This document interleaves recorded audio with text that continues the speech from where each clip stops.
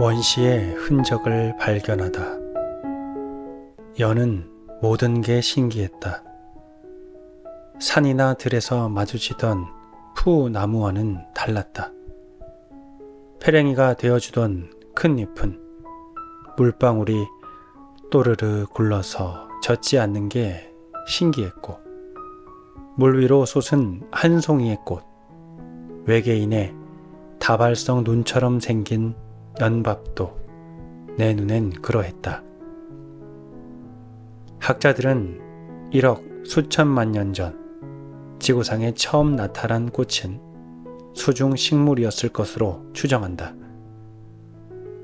고사리처럼 맛없고 질긴 양치류를 먹고 살았던 초식 공룡들에게 꽃식물은 최상의 먹이였을 것이다.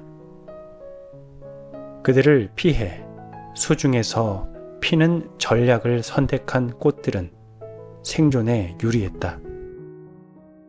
큰 꽃, 두터운 꽃잎과 꽃받침의 구분이 어렵다는 점에서 연꽃을 원시적인 꽃의 형태일 것으로 추측한다. 호호 손 불며 빙하기를 버틴 그때의 버릇이 남은 걸까? 한여름인데도 연꽃은 온열 동물처럼 체온을 조절해서 개화의 시기에 스스로 열을 낸다. 실험 결과 새벽에 피는 꽃봉오리 속의 온도는 바깥 기온보다 7도 이상 높으며 32도에서 핀단다. 이 열원이 꽃받침이라니 쉬이 믿기지 않는다. 열화상 카메라로 보면 그쪽이 확연히 붓다. 꽃받침에 풍부한 당분을 분해하며 내는 열로 향기가 진동해 벌을 유인한다. 다른 꽃에서 볼 수 없는 현상이라서 이것도 원시의 흔적인가 싶다. 연잎 표면은 미세한 돌기 구조와 왁스로 코팅되어 있으므로 빗물이 뭉쳐서 굴러 떨어지며 먼지를 씻어낸다. 연이 깨끗함을 유지하는 이유라니 이런 면에서는 원시의 차원을 훌쩍 넘는다. 연꽃은 생김새가 독보적이다. 지구상 어떤 꽃과도 닮지 않았다. 특이하게 수술과 암술이 많으며 꽃잎은 두껍고 대략 15장을 겹겹으로 두른다. 꽃잎을 열면 샤워 꼭지처럼 생긴 꽃턱이 아름다운 건축물의 형태로 솟아있다. 머리마다 분화구처럼 가운데가 움푹한 암술이 하나씩 솟아 립글로즈를 바른 듯 윤이 난다. 긴 꽃가루관을 거치며 수정이 이루어지는 보통의 꽃과는 달리 암술과 씨방이 바로 붙어 있어서 이 또한 원시의 흔적으로 추측한다. 꽃턱의 외곽은 수백 개의 수술이 둘러쌌다. 아이들의 열광하는 팬들이 일제히 원형 무대를 에워싸고 떼창하는 아우성이 들려온다. 하나의 수술은 세 부위가 3색으로 구분되고 가운데의 노란 부분에서 꽃가루가 나온다. 수정되면 꽃잎은 한 장씩 툭툭 떨어져 주변을 맴돈다. 그래도 진화의 발빠른 그들보다 조금은 둔탁해도 창조의 순수가 배어있는 연꽃에 나는 더 마음이 끌린다. 꽃의 초기 모습이 연꽃이었다는 말이 자꾸 맴돈다. 내가 연을 좋아하는 이유는 이런 태생적 호감에서 비롯된 것이지 않을까? 연못은 연과 못의 합성어다. 연꽃을 심기 위해 집안에 못을 만들었다는 얘기는 당나라로 거슬러 오른다. 다산 정약용은 정말 멋쟁이다. 당시 벗들과 서대문 밖의 서현지에 모여 깔땡이 모양으로 만든 연잎에 술을 채워 마시며 연꽃이 피는 소리를 즐겼다고 한다. 나는 달맞이꽃이 순간 뿅 하며 피는 소리를 유심히 들은 적이 있기에 과장은 아니리라 생각한다. 언젠가는 꽃 피는 소리를 즐겨보리라. 익은 열매 자루는 고개를 숙여 물에 비친 자기 모습을 바라본다. 그렇다고 나르시시스트는 아니다.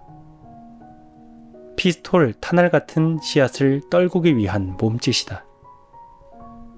떨어진 씨앗들은 떠돌다가 물속으로 가라앉아 진흙 속에 박혀 한날을 기다릴 것이다.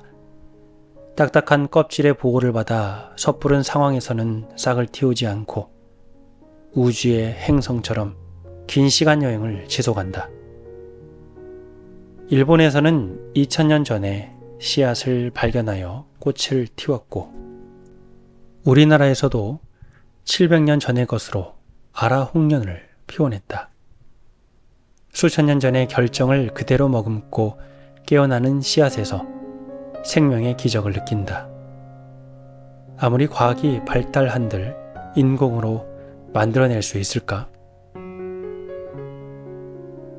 진흙탕의 연못에서 피지만 깨끗하고 순결하다. 연은 신화나 종교와 많이 관련되어 있다. 고대 인도의 브라만교와 그리스, 로마, 이집트 신화와 관련된 얘기가 있다. 도교에서도 군자의 꽃이라고 했지만 무엇보다 불교를 상징한다. 하나의 꽃이 동서양을 막론하고 인류의 가장 무거운 주제인 탄생과 창조, 태양과 환생, 진리와 풍요의 아포리즘을 다양하게 함유하며 서사를 만들어낸 이유는 무엇일까? 사실 연의 몸 전체는 심한 골다공증 환자처럼 구멍이 숭숭하다. 그런데 이것이 공기의 연결 통로이며 생명력의 근간이다. 우리가 취하는 연근은 실은 땅속 줄기인데 거기까지 구멍이 숭숭하다. 펄 밑에서는 수평으로 자란 줄기가 비엔나 소시지처럼 줄줄이 이어지고 마디마다 잎줄기와 꽃줄기를 독립개체로 피어올린다. 구멍을 가늠해보기 위해 줄기를 잘라보았다. 줄기엔 크고 작은 여러 개의 구멍이 있어서 정작 몸체를 지탱할 조직은 그다지 많지 않아 보인다. 그러나 질긴 섬유질로 연결되어 몸체를 강하게 지탱한다. 우윳빛 진액도 배어난다. 방사상으로 뻗은 인맥은 한 군데로 모인다. 그 배꼽이 궁금해 단면을 살펴보았다. 인맥마다 2개의 구멍이 뚫려 있고 잎의 단면을 보니 더 작은 숨구멍들이 촘촘하다. 배꼽에 물방울을 떨어뜨려 살펴보니 기포가 올라온다. 숨쉬기다. 물은 새지 않으면서 공기만 통하는 원리도 신묘하다. 확실한 사실은 구멍들이 수많은 스토리를 생산하는 원인자라는 것. 숨구멍이며 생명의 통로이기에 물속 생존이 가능하다. 그리고 쉼 없이 지상과 교신하면서 수질을 정화하고 고인물에 산소를 공급한다. 썩음을 방지하여 시궁창 냄새를 잡으며 선자리를 맑게 함으로써 연못에 다른 생명이 그 안에서 살아갈 수 있도록 너그럽게 역할한다. 하나의 이미지가 주는 상상력이 다양한 종교와 신화를 강화하는 텅 빈 충만의 진리는 그래서 다양한 서사로 전개될 수 있었으리라.